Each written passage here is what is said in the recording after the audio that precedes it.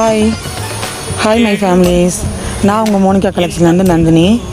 ஒரு saree வந்து நம்ம சாதாரணமாக சொல்கிறோம். ஒரு saree உருவாகி வரதுல எவ்வளோ பெரிய விஷயம் தெரியுமா? எத்தனை பேர் உழைப்பு இருக்குது தெரியுமா? இந்த வீடியோ முழுசாக பாருங்கள், அதில் உங்களுக்கு தெரியும். இத்தனை பேர் உழைப்பு இருக்குன்னு நான் சொல்கிறேன். இத்தனை பேர் உழைப்புன்னா சும்மா கிடையாது.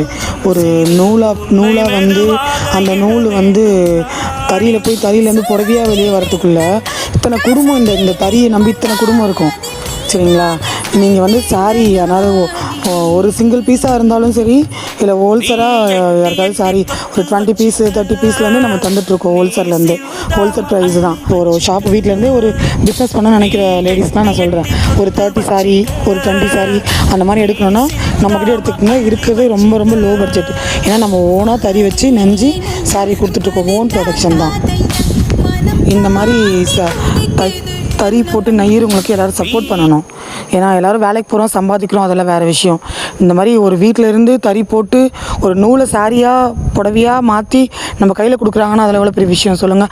அந்த காலத்துலேருந்து இந்த காலம் வரைக்கும் இதெல்லாம் பாரம்பரியமாக வருது. இதெல்லாம் நம்ம விட்டுறக்கூடாது. இதெல்லாம் நம்ம சப்போர்ட்